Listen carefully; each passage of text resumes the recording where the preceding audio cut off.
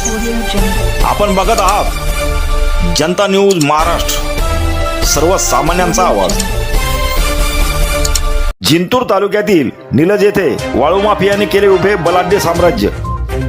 वाळू उपसा करणाऱ्या जेसीबी व टिप्परमुळे शेतीच्या अतोनात नुकसान। महसूल प्रशासन मात्र जाणीवपूर्वक कुंभकर्णी झोपेत। प्रशासनाने कारवाई न केल्यास प्रकरण न्यायप्रविष्ट करणार संबंधित शेतमालकाचा पवित्रा।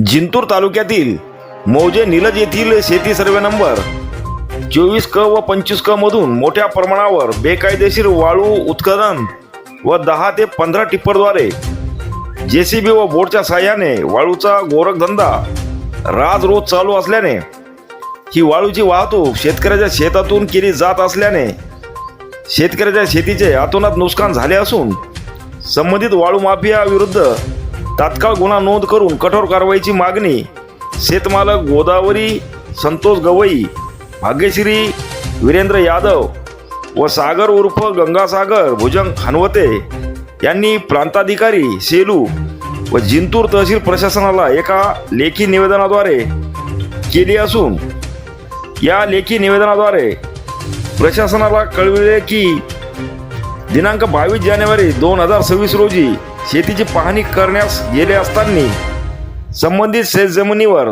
तब्बल 20 ते 22 टिप्पर, ट्रॅक्टर, जेसीबी व एक क्रेन मशीन तसेच 200 लिटर क्षमतेचे अंदाजे 20 ते 25 डिझेलचे ड्रम, त्याचबरोबर शेतलगतच्या पूर्णा नदी पात्रात वाळू उपसा करणारी मशीन व बोटीचाही वापर होत असल्याने वाळू माफियांनी या ठिकाणी आपले एक प्रकारचे बलाढ्य साम्राज्य निर्माण केल्याचे दिसून आले असून या सर्व गोरखधंद्यामुळे मात्र शेतकऱ्याच्या जमिनीची राख रांगोळी झालेली आहे।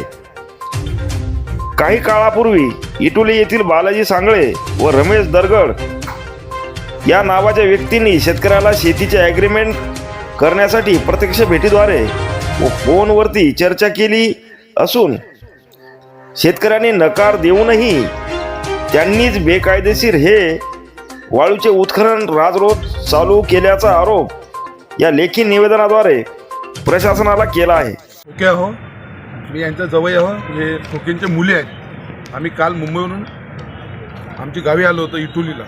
तर इटोलीला जेव्हा आलो तेव्हा आम्ही पाहिलं की आमच्या शेतातून टिप्परनी रेती घेऊन जात आहेत आणि तिथे एक जेसीबी उभी होती।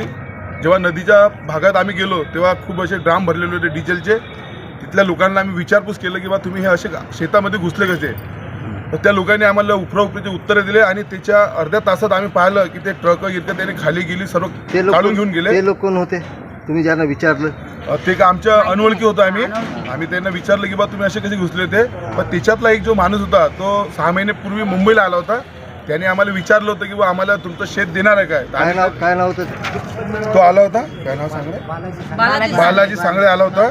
तर त्याला आम्ही म्हणजे नकार दिला होता की बाबा कशासाठी आलता? ते वाळू काढतो म्हणे। तर आम्हाला असं माहिती आहे की आम्हाला आमची जमीन मागत होता 5 वर्षासाठी अग्रीमेंट करणार म्हणून आम्ही नाही बोललो। आम्हाला हे असे काम नाही करायचे, आम्हाला द्यायचीच असेल तर आम्ही शेत करायला देऊ, पण आता आम्हाला सध्या कोणाला शेती आमची द्यायचीच नाहीये आणि हे असे अनलिगल काम तर आम्हाला आमच्या शेतामध्ये तर नाहीच पाहिजे।